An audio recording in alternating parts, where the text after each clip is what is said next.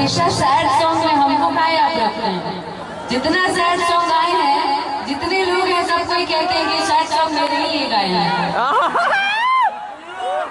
ये बताइए उससे पहले भी सही रोमांटिक गाने में हम नहीं रहते हैं, सैड सॉन्ग में जरूर रहते हैं। जो दिल के करीब होते हैं ना वही दुख में रहते हैं।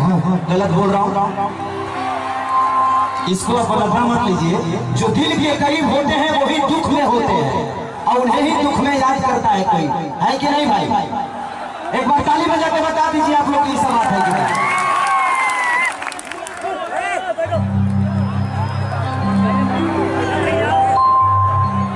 कि तू ये ना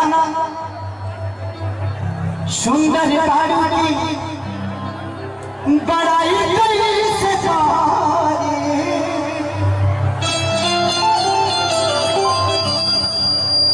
आँख में तोहरी सूरत बसल बा पढ़ाई कैसे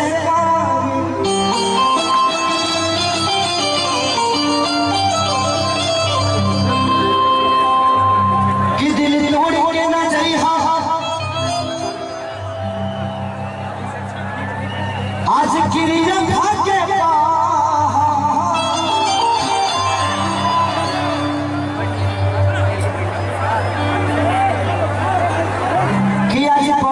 सामने सभी कार्य कला फेसरिए लगे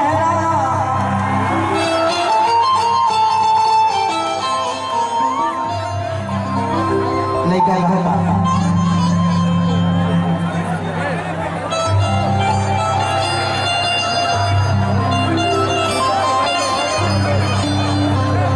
और मरी जाए सजा जाए पहले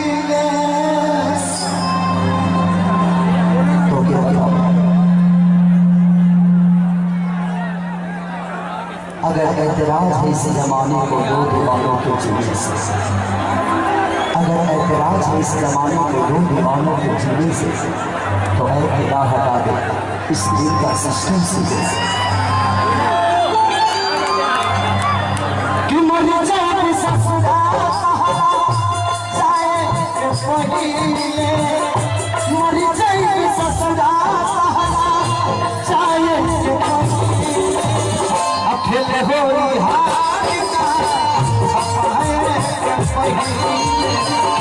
चली होई हार मर जाए ससुरा जाए पहिले मर जाए ससुरा जाए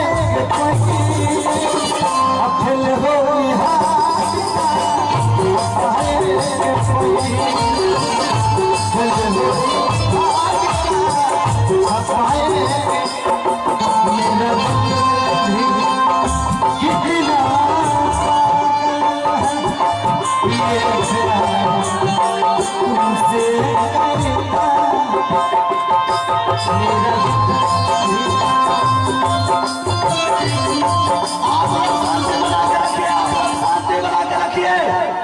भाई जी आप लोग शांति बना के रखिए। भाई जी हम आप लोग से रिक्वेस्ट कर रहे हैं कि शांति बना के रखिए, गलत नहीं कीजिए। भाई जी हम रिक्वेस्ट कर रहे हैं कि आप लोग शांति बना के रखिए।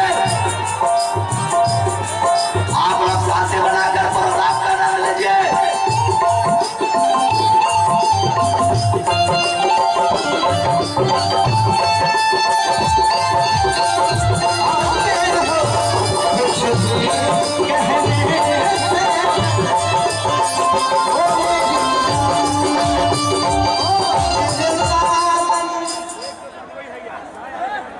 आप लोग अगर ऐसे शांत नहीं होंगे तो ये कार्यक्रम ज्यादा देर तक नहीं चलेगा। अगर आप लोग चाहते हैं कि हम दोनों जाएं, हम और अक्षरा जी जाएं, नहीं जाए ना तो प्लीज आप एक बार बैठ जाइए ना। पीछे के भाई लोग प्लीज हाथ जोड़ रहा हूँ, प्रार्थना। आप लोग इतने सम्मानित लोग हैं, आप लोग भगवान की तरह, मंदिर की तरह हैं, पवित्र है, आपने खेसारी को बनाया है। आप लोग हंगामा करेंगे, आपका ही नुकसान होगा उसमें। किसी का सर फटेगा, किसी का पैर टूटेगा, नुकसान किसका होगा? आप सबका होगा। आपको कहीं तकलीफ होगी तो दुख तो खेसारी को ही होगा ना, कि कहीं ना कहीं आप मेरे समर्थन और मुझे मोहब्बत करते हैं। प्लीज ऐसा मत करिए। ओ मेरे साजन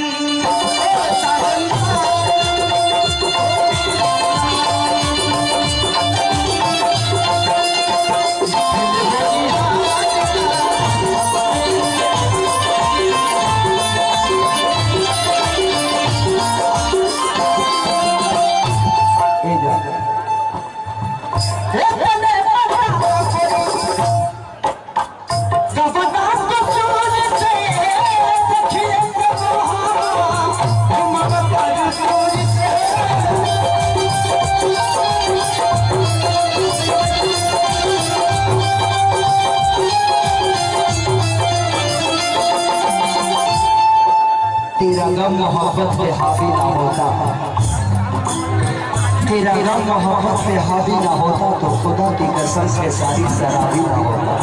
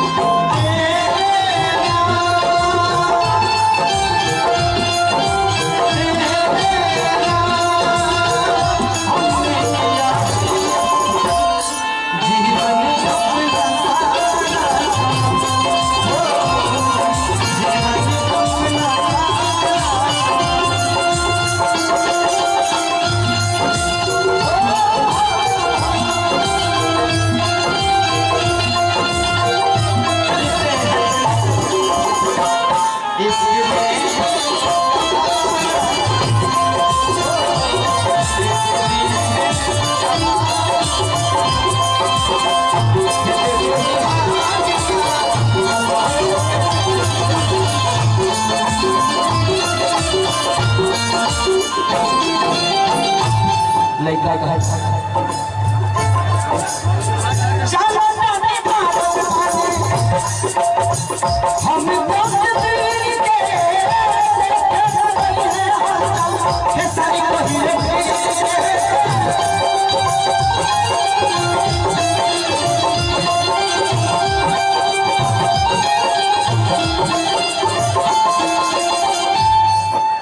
तेरे गम में जिया करूंगा, तेरे गम में जिया करूंगा, अगर गम कम नहीं होगा तो किया करूंगा। लेकिन याद रखना